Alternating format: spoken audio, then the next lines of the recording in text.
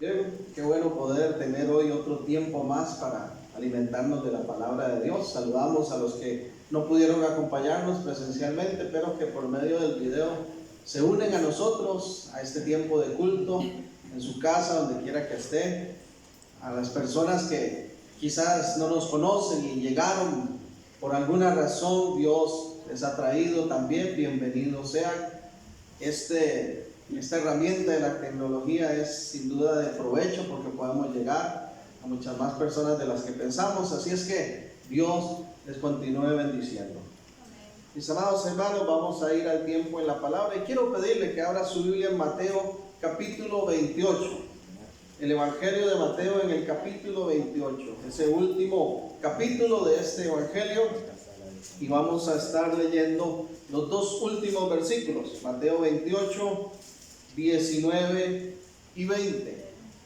Quiero hoy aún dar continuidad a esta serie de temas que he estado compartiendo en relación a el llamado de Dios para nuestra vida.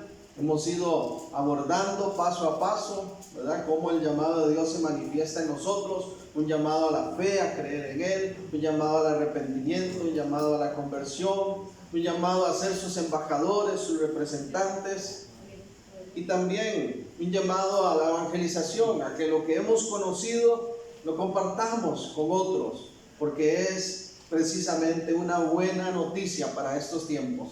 No pasa de moda la palabra de Dios, el Evangelio no pierde su fuerza, todo lo contrario, sigue siendo buena noticia para todo el que necesita ser restaurado, ser transformado, ser levantado.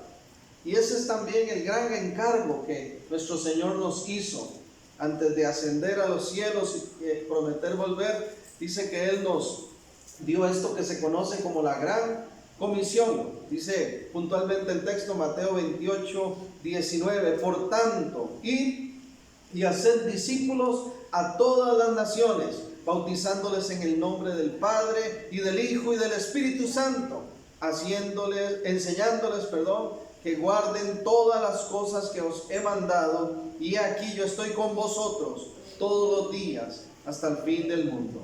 Aleluya.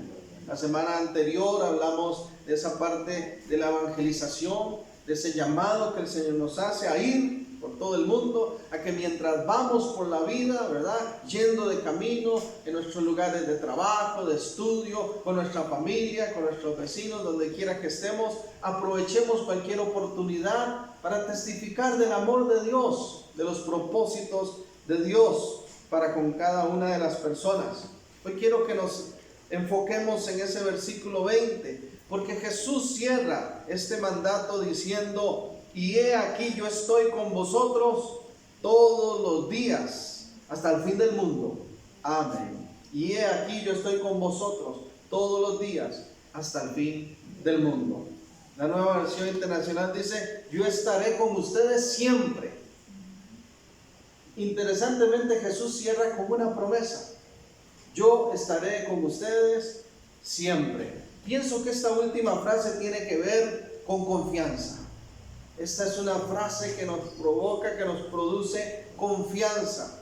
Saber que Él está con nosotros siempre, todos los días, hasta el fin. Eso produce confianza en nosotros. El diccionario dice que confianza se define como la esperanza firme que se tiene en alguien o en algo. Eso es confianza. Esperanza firme que se tiene en alguien o en algo. Nosotros depositamos nuestra confianza en Dios. Y Él responde a esto, ¿cómo? Cumpliendo su promesa. Él está con nosotros todos los días, contigo, conmigo, siempre, siempre está allí. Quizás usted ha escuchado esta anécdota que se comparte en diferentes círculos cristianos. Si no, permítame dársela a conocer. Dice que había un hombre que decidió ir a escalar un monte. Era un alpinista, se dedicaba a esto, y él quería escalar un monte muy alto que había, y este monte tenía la característica de que era una zona sumamente fría. había mucha nieve, era un monte muy frío, muy alto, y él tiene su objetivo, su meta, él quiere llegar a la cumbre de este monte. Inicia, pero el consejo siempre que se da para las personas que hacen o practican este tipo de actividades es que no vayan solos, que siempre se acompañen de alguien, por aquello de que surja alguna eventualidad. Este hombre decide irse solo y empieza a subir ese monte y se le va complicando el camino y se da cuenta que no era tan fácil como creía, y resulta ser que de pronto se resbala, se viene al suelo, ¿verdad? Y por suerte de que estaba bien amarrado, ¿verdad? Tenía allí sus cuerdas de seguridad y queda guindando en el aire. Para el momento en que él queda guindando de su cuerda, que pierde todo el control, su estabilidad, ya había oscurecido. Y entonces él ve hacia abajo y lo que ve es oscuridad. No ve absolutamente nada, solo oscuridad. Y en medio de aquel frío terrible y en medio de aquella oscuridad, escucha la voz de Dios que le dice: rompe la cuerda. Y dice que él lo duda por un instante, dice: no, seguro me lo estoy imaginando, y sigue pensando ver qué puede hacer, y vuelve a escuchar por segunda vez: suelta la cuerda, rompe la cuerda. Para no hacer muy largo la historia, dice el testimonio de lo que acontece ahí, que cuando amanece, llegan y encuentran a este hombre guindando de su cuerda, muerto, congelado, a 1 metro del suelo. Si hubiese confiado en esa voz, hubiera roto la cuerda, si hubiese dado cuenta, que se hubiera salvado. Estaba allá abajo, estaba a 1 metro. Pero él pensó que había seguro una profundidad y que se iba a matar. En alguna manera así funciona la confianza, porque la confianza nos reta a nosotros a creer en cosas que tal vez no estamos controlando, que no estamos viendo o entendiendo. Pero qué buena noticia saber que en medio de lo que no controlamos, lo que no vemos, lo que no entendemos, Cristo Jesús está con nosotros hasta el fin. Eso es una muy buena noticia. Él dijo que estaría siempre. Entonces Dios nos pide que confiemos firmemente en Él y que Él estará con nosotros siempre. Me parece, para ser más acorde al texto, que lo que este pasaje está diciendo con esta promesa al final nos puede hacer pensar en 2 cosas. Primero, que tenemos que confiar en que no estamos solos en esa tarea que Dios nos ha dejado.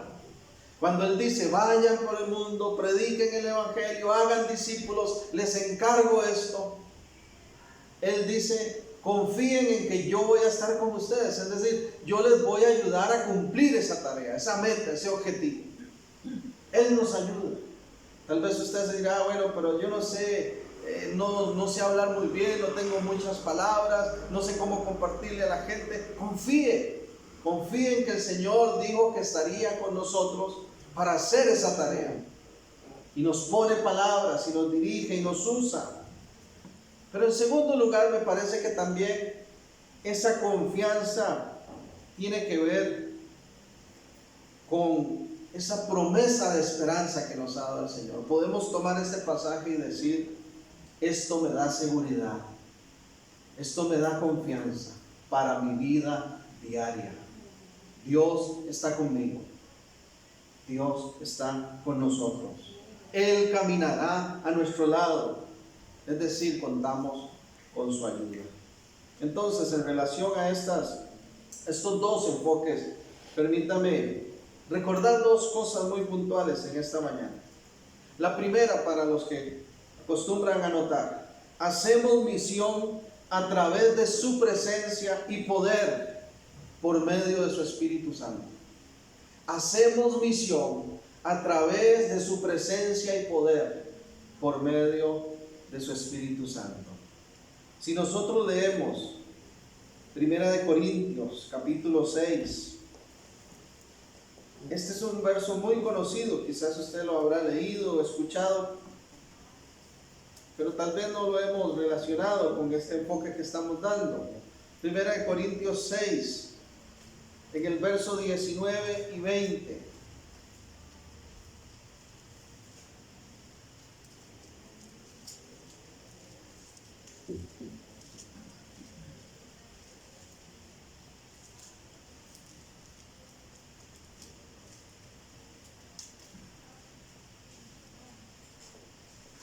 ¿Quieren? Hace la pregunta: ¿o ignoráis que vuestro cuerpo es templo del Espíritu Santo, el cual está en vosotros, el cual tenéis de Dios, y que no sois vuestros? La Nueva Versión Internacional, que lo dice en palabras un poco más simples o más actuales a nosotros, dice: ¿acaso no saben? Escuche esto: ¿acaso no saben que su cuerpo es templo del Espíritu Santo, quien está en ustedes, y al que ha recibido de parte de Dios? Y dice el 20: fueron comprados por un precio, por tanto, honren con su cuerpo a Dios. Somos templo del Espíritu Santo. Este capítulo, este versículo afirma que a través de la obra de Cristo, tú y yo ahora somos templo del Espíritu Santo de Dios. ¿Y qué es un templo? Según la Biblia, un templo es un lugar que ha sido consagrado para que Dios habite en él, para que su gloria lo llene, para que su presencia esté en él. Y si la palabra dice que tú y yo somos templo del Espíritu Santo, significa que Dios está en nosotros, que su presencia nos llena, que su gloria llena nuestra vida, que Él llena nuestro ser.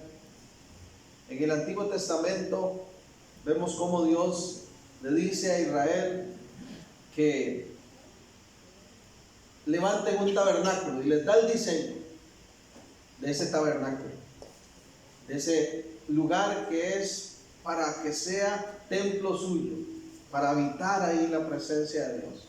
Dentro de ese tabernáculo dice que había uno de los elementos que se llamaba el arca.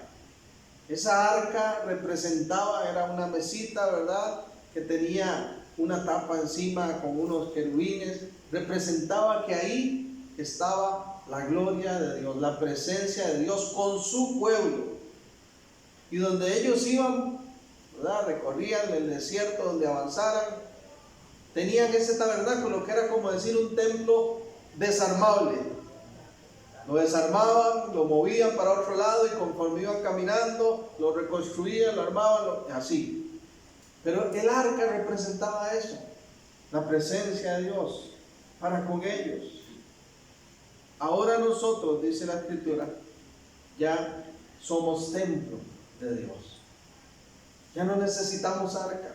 Si bien es cierto, ahora en la actualidad se levantan templos de madera, de concreto, lugares que se consagran a Dios, la Escritura nos dice: tengan claro que ustedes, no ignoren esto, ustedes son templo del Espíritu Santo de Dios. Eso es maravilloso, eso es maravilloso. Y cuando el Señor dice: estaré con ustedes todos los días hasta el fin, que está diciendo que esa misión que Él nos encargó la vamos a realizar a través de su presencia en nosotros, de su poder, del poder de su Espíritu actuando en nuestras vidas. Eso es una bendición. Eso tiene que ser motivo de gozo. Pero al mismo tiempo, así como es una promesa de bendición, también es una gran responsabilidad. Saber que yo soy templo de Dios, que Él habita en mí. Eso es algo que demanda también una responsabilidad muy grande. Por eso, volviendo aquí en 1 Corintios 6, en el verso 20, vuelvo a leer 1 Corintios, leímos el 6, 19, ahora también el 20.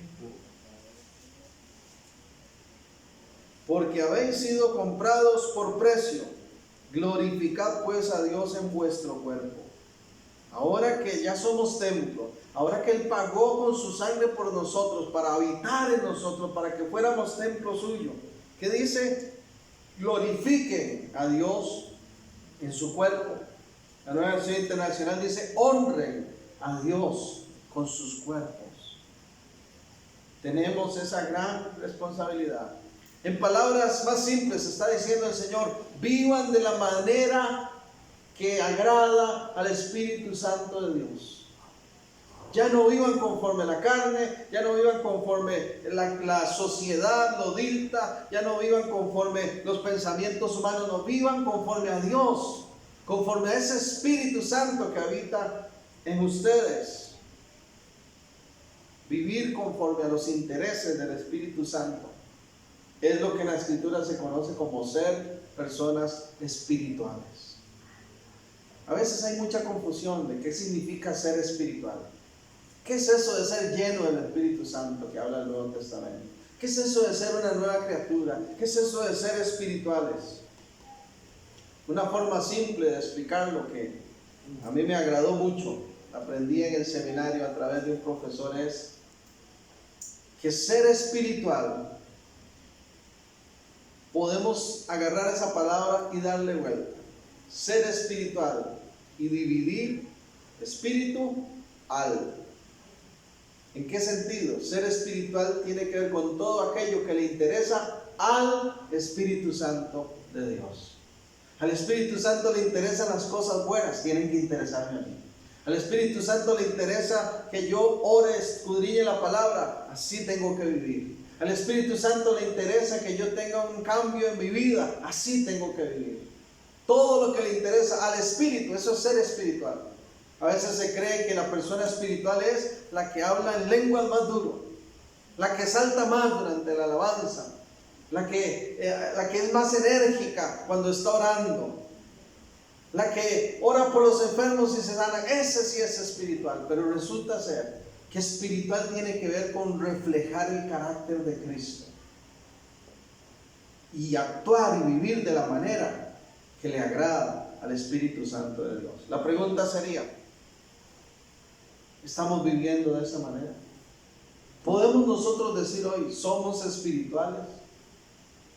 ¿Lo que le interesa al Espíritu Santo me interesa a mí? ¿O hay una distancia en esto?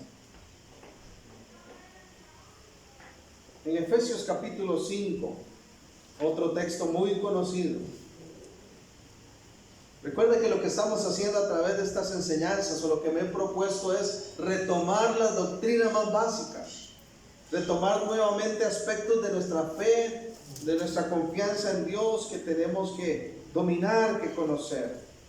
Y por eso aprovecho estos espacios para hablar de estos temas que posiblemente tendrán que ver con un discipulado, ¿verdad? Muy básico, pero que son importantes tenerlos claros. En Efesios capítulo 5, el versículo 18,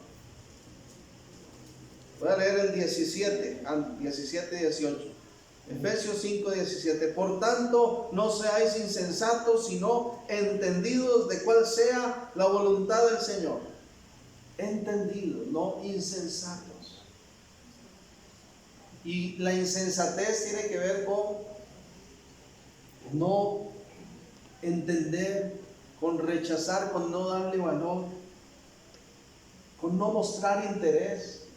Todo eso tiene que ver con la insensatez.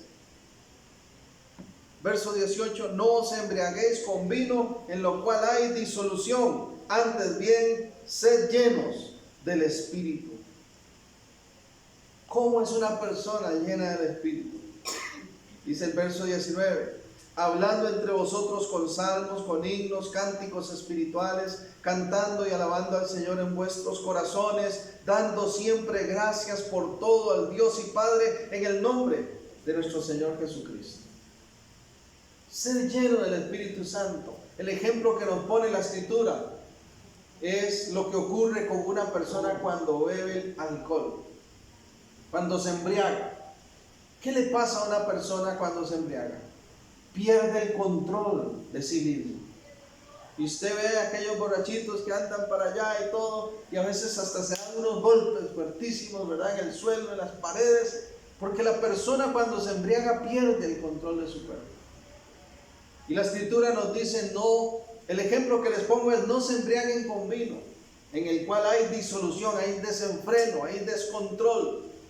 Más bien llénense del Espíritu Santo. Y la palabra que aparece ahí en llénense del Espíritu Santo, en el texto original es pleiro, que lo que significa es control total. Déjense controlar por completo. Que el Espíritu Santo sea el que controle su carácter.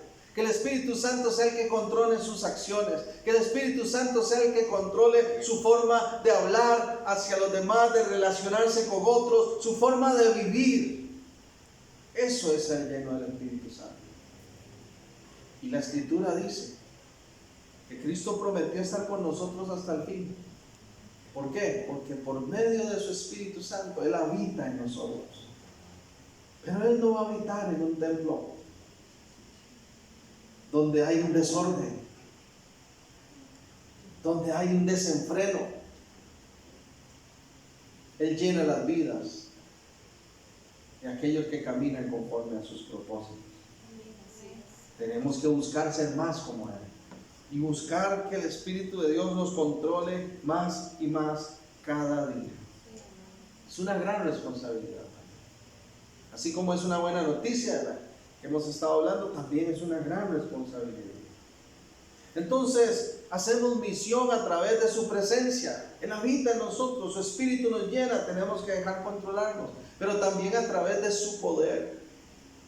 Es a través del poder del Espíritu Santo que nosotros podemos ir y ganar almas para Cristo.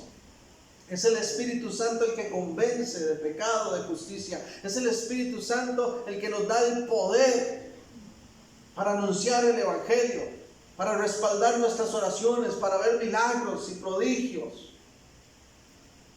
En Hechos 1:8, otro texto muy conocido. ¿Qué dice? ¿Lo recuerdan? Pero recibiréis poder cuando haya venido sobre vosotros el Espíritu Santo, y me seréis testigos. Y entonces pone la secuencia: Jerusalén, Judea, Samaria, el resto de la tierra. ¿Qué es lo que está diciendo? Que el llamado es a todo el mundo. Que Dios quiere que su poder alcance a todas las naciones, a todas las personas, independientemente de su clase económica, independientemente de su nacionalidad, independientemente de su apellido, de su renombre. La misión es simultánea. El pueblo de Dios tiene que estar alcanzando su propia casa, sus vecinos, su barrio, su país. El mundo entero es la meta. Pero dice que cuando recibiremos ese poder, ¿qué ocurre? Seremos testigos. Y esa palabra testigos, en el griego original utiliza la palabra mártires. Yo no sé si usted sabía esto. La palabra que aparece ahí es un sinónimo de mártires. Porque, hermanos, no siempre será fácil. Y lo hemos dicho anteriormente. Se sufre muchas veces cuando compartimos nuestra fe. Se sufre cuando tratamos de vivir a la manera de Dios. Se sufre cuando nos dejamos controlar por el Espíritu Santo. Se sufre en este mundo porque este mundo va contra Dios. Somos una contracultura. Estamos nadando contra la corriente. No va a ser fácil. Incluso vea que utiliza la palabra mártir. Muchas personas han muerto por su fe en Jesús. ¿Qué estamos dispuestos a entregar o a perder por obedecer ese mandato del Señor?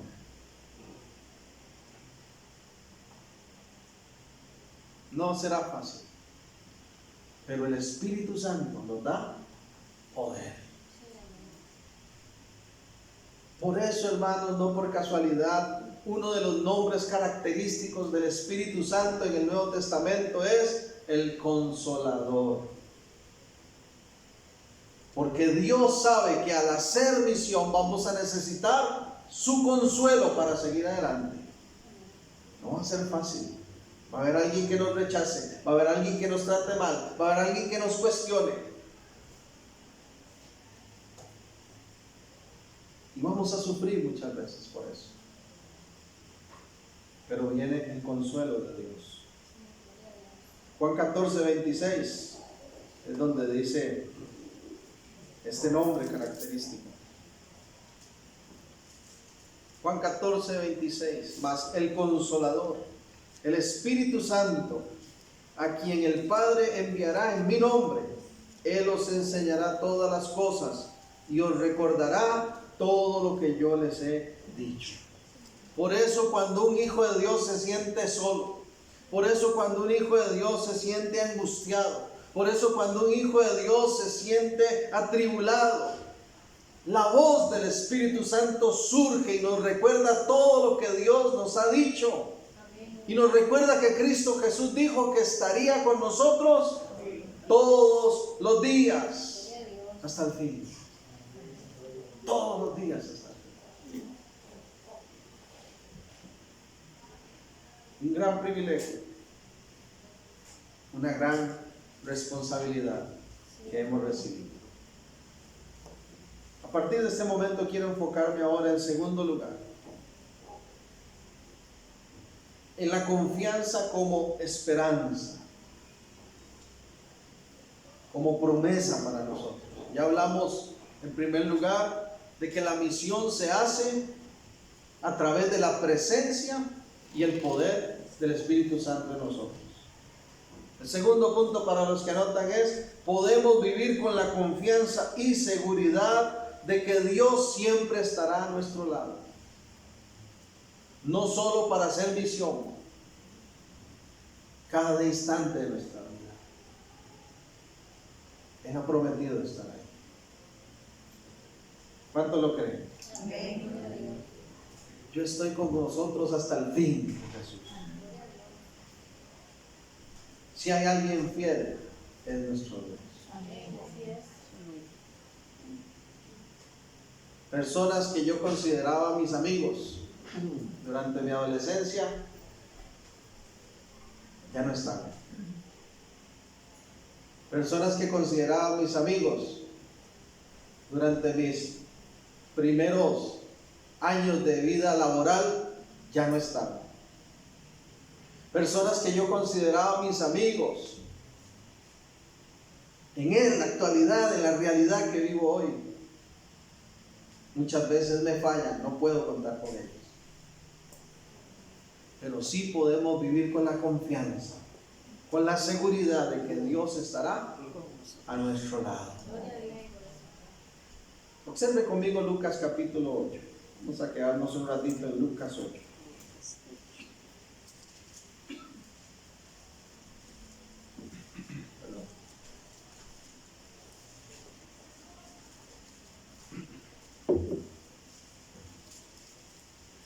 Porque aquí se relata un acontecimiento muy interesante que ocurrió cuando Jesús estaba con sus discípulos desarrollando su ministerio, y del cual podemos aprender y fortalecer esa confianza, esa seguridad de que Dios está con nosotros.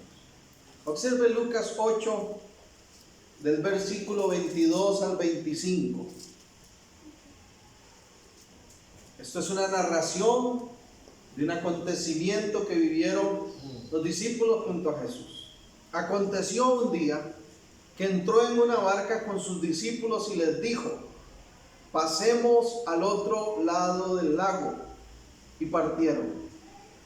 Pero mientras navegaban, él se durmió y se desencadenó una tempestad de viento en el lago, y se anegaban y peligraban. Y vinieron a él y le despertaron diciendo: Maestro, maestro, que perecemos. Despertando él, reprendió al viento y a las olas, y cesaron, y se hizo bonanza. Y les dijo: ¿dónde está vuestra fe? Y atemorizados se maravillaban y se decían unos a otros: ¿quién es este que aún los vientos y las aguas manda y le obedecen. Aleluya. Observe conmigo ese verso 22 que dice que aconteció un día que entró Jesús, ¿verdad?, en una barca con sus discípulos. Entró en una barca con sus discípulos y les dijo: vamos para allá, crucemos el lago, pasemos al otro lado. Lo mismo ha pasado con cada uno de nosotros en nuestra experiencia de vida. Llegó el momento en que Cristo nos invitó a venir a Él y nos subimos en la barca del cristianismo, en la vida de la fe, y tenemos que llegar al otro lado, porque Él dijo que iríamos al otro lado. Y entonces nosotros empezamos a vivir conforme a esa perspectiva de Cristo. Hermanos, debemos de confiar en que la dirección de Dios, la guía de Dios, la sabiduría de Dios está al alcance para nosotros. Así como le dijo a sus discípulos: vamos a ir allá, así nos ha dicho a cada uno de nosotros.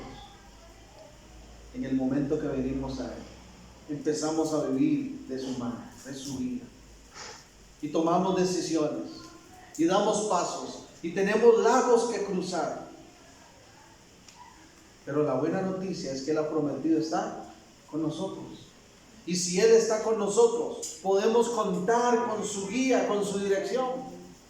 Cuando usted no sepa qué hacer, cuando no sepa hacia dónde moverse, cuando estamos en esas encrucijadas en la vida que uno no sabe si para atrás, si para adelante, ni para dónde coger, recordémonos y afirmemos la confianza: ahí está nuestro Señor.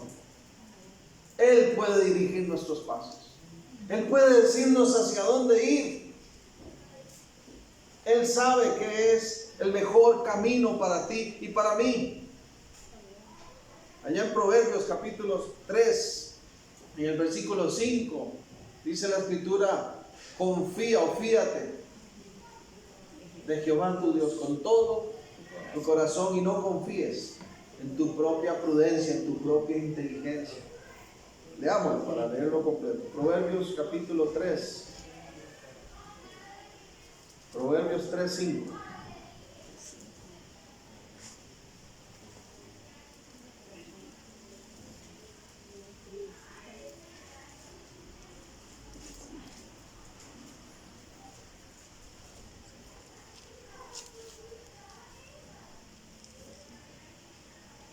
Amén. Fíate de Jehová de todo tu corazón y no te apoyes en tu propia prudencia. Hermanos, a veces se nos olvida esto. Tenemos esa tendencia, esa inclinación ¿a qué? A apoyarnos en nuestra propia prudencia, en nuestra propia inteligencia. Creemos que nuestras estrategias de vida son mejores que las de Dios. Vea qué error tan grande. Creemos que nuestras decisiones son más sabias. ¿Qué decisión más sabia va a haber si no es bajo la guía de nuestro Dios? Por eso dice: fíate o confía de todo corazón en Dios. No te apoyes en tu propia prudencia. Reconócelo en todos tus caminos y Él enderezará tus veredas. Cuando nosotros no reconocemos la guía de Dios, la voz de Dios, cuando nos olvidamos de que Él está a nuestro lado, ¿qué pasa, hermanos? Lo que dice aquí: se nos tuercen las veredas. Nuestro camino se empieza a salir de cauce, se complica la vida. Hay personas, hermanos, que yo observo cómo están viviendo y digo: ¿cómo les gusta complicarse la vida? Si tan solo oyeran la voz de Dios, si tan solo buscasen la dirección de Dios, no estarían con esos caminos tan terribles y desviados, o no estaríamos. Pero a veces cometemos el error de confiar en nuestra propia prudencia y se nos olvida que tenemos ese apoyo tan maravilloso. Confiemos. Si usted necesita o está tomando decisiones o va a tomar decisiones, confíe en la voz de Dios, en la guía de Dios y camine en esa dirección. Porque Dios muchas veces nos dice: Germán, pasemos al otro lado. Quiero que vayas para allá. Y a veces de cabezón, Germán agarra para el otro lado. Y vienen los problemas. Y vienen los golpes de la vida. Hasta que estando ahí en la dificultad no me queda otra que decir: Señor, perdóname. Debí haber ido hacia donde me dijiste. ¿Qué ha pasado?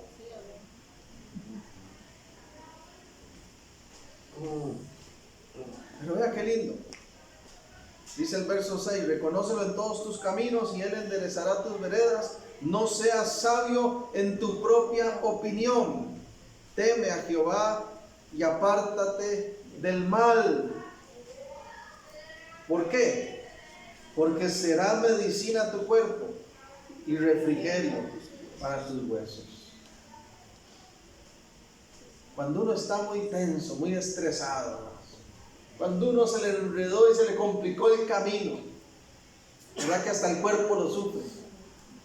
Se enferma uno, se carga, se llena, ¿verdad? Parece uno un saco de papas, todo lleno de pelotas y de tensiones en la espalda. Pero en cambio, cuando uno sabe que va en la dirección de Dios, ahí hay paz. Ahí hay paz. Porque confiamos en que Él está con nosotros y que va caminando a nuestro lado. Va caminando a nuestro lado.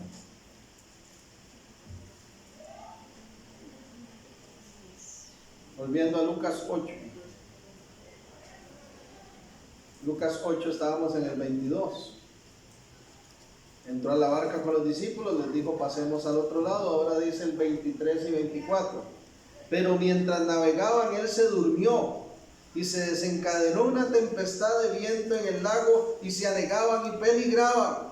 Y vinieron a él y le despertaron diciendo: Maestro, maestro, que perecemos.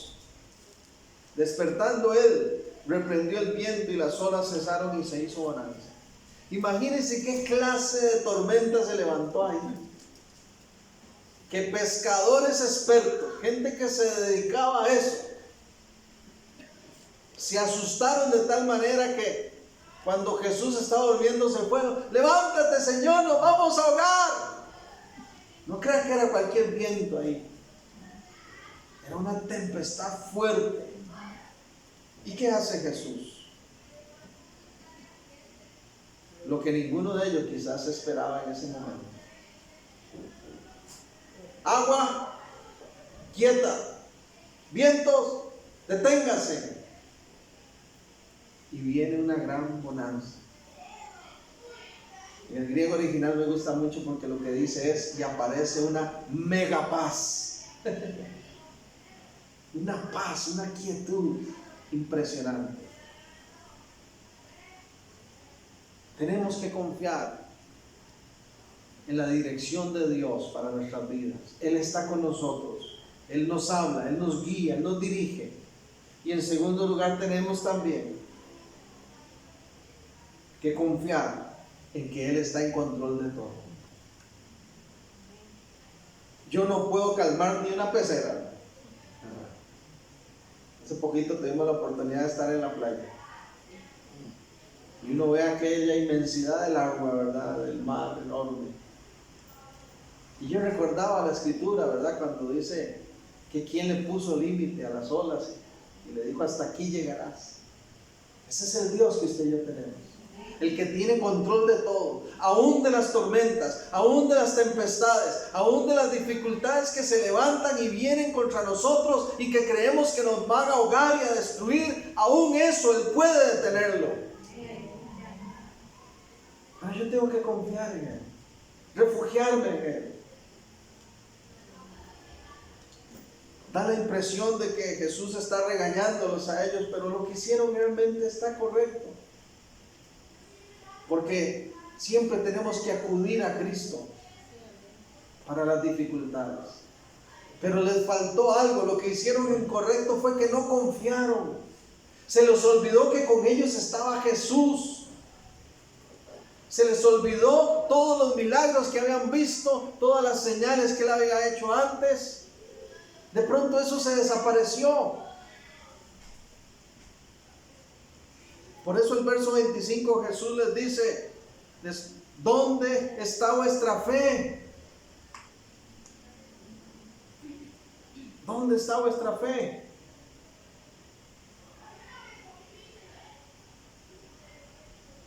El texto de Marcos, paralelo a este, dice: todavía no tienen fe. Jesús les reclama, todavía no tienen fe.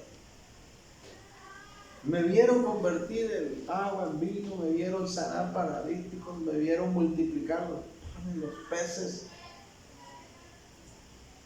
Y todavía no tienen fe para confiar en que si yo estoy durmiendo tranquilo, ustedes tienen que estar en paz, porque significa que sigo en control. El día que Cristo, el día que nuestro Dios entre en desesperación y tire la toalla, entonces apague y vámonos, como dice. Pero mientras Él esté durmiendo tranquilo, mientras Él esté en control de las cosas, tengamos paz, confiemos. Que no se nos olvide lo que Él ha hecho. A veces se nos olvida lo que Él ha hecho ya. Se nos olvida sus milagros, su apoyo, su respaldo para con nosotros. A veces se nos olvida en los momentos de tempestad.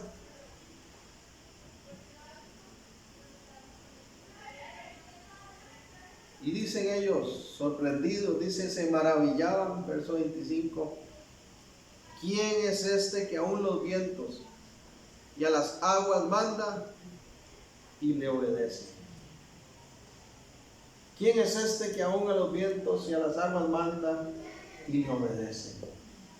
Ese Dios, ese Señor que tiene ese poder tan grande, ese Dios que es capaz de calmar las peores tempestades en la vida, ese Cristo a quien la misma naturaleza le obedece, ese Jesús es quien camina contigo y conmigo, es quien prometió estar a nuestro lado. Si eso no nos da confianza, yo no sé qué nos la dará. A veces cometemos el error de poner la confianza en los hombres. Y los hombres fallan.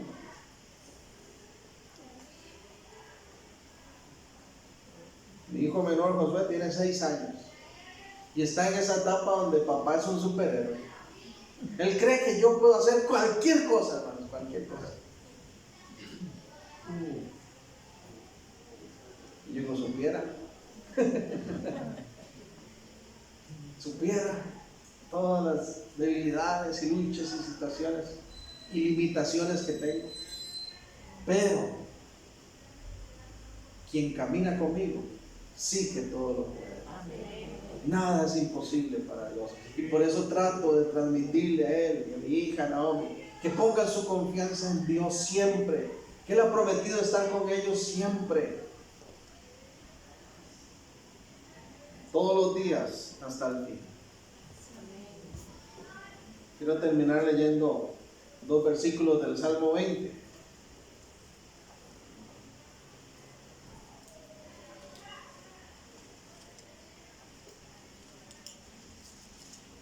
Búsquelo por favor para que observe conmigo Salmo 20, 7 y 8.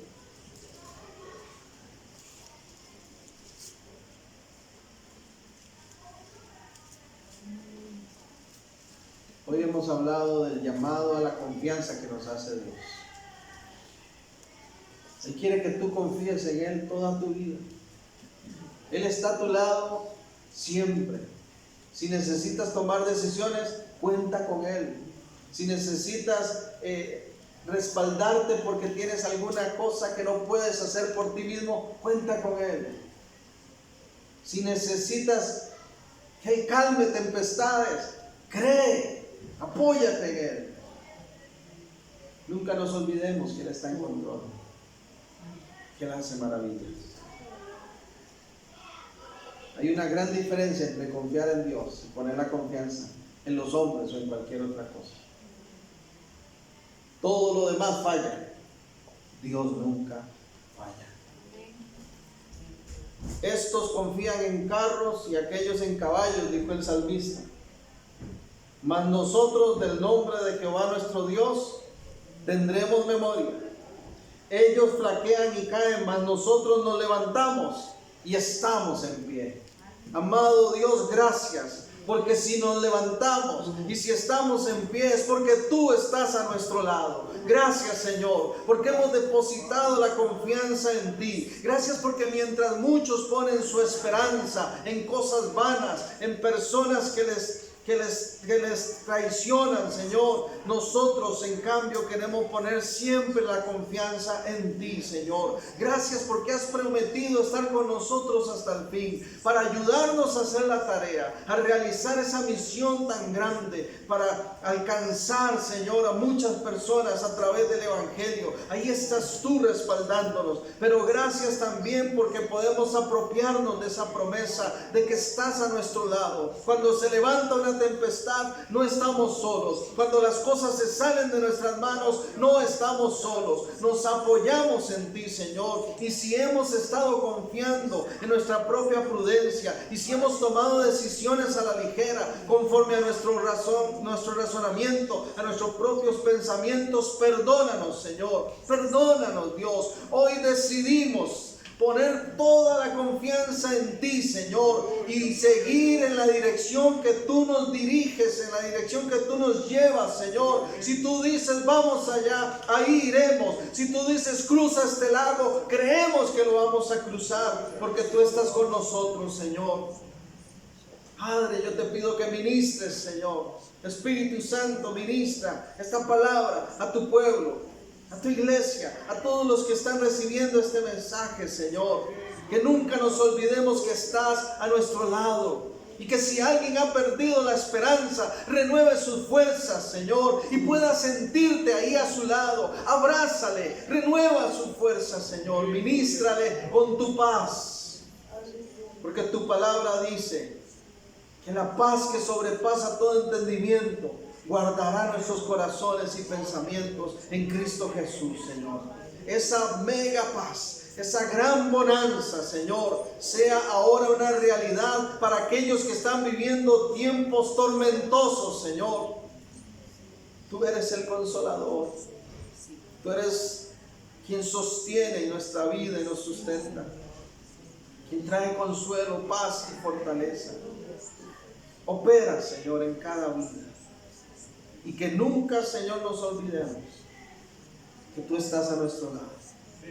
Sea en el poderoso nombre de Jesús anulada por completo toda palabra que haya venido a querer decirnos que estamos solos, que no valemos para nadie, que todo está perdido. En el nombre de Jesús renunciamos a todo eso y nos aferramos a tus promesas, y con gozo, Señor, hoy nos levantamos, renovamos fuerzas, cobramos ánimo, porque qué buena noticia saber que estás con nosotros todos los días hasta el fin. Ordena a la tempestad, ordena a la tormenta que se detenga en el nombre de Jesús. Permítenos ser testigos, Dios, de tu poder, de tu respaldo en nuestras vidas.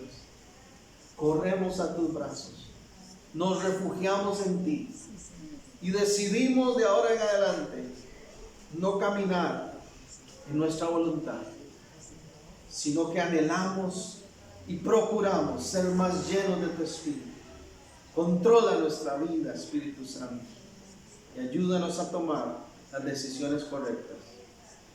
En el poderoso nombre de Jesús, Señor, gracias. Gracias porque nuestra confianza está en ti. Amén y amén. Que Dios les continúe bendiciendo, hermanos. Espero que haya sido de bendición esta palabra y recuerde que Él está con nosotros siempre.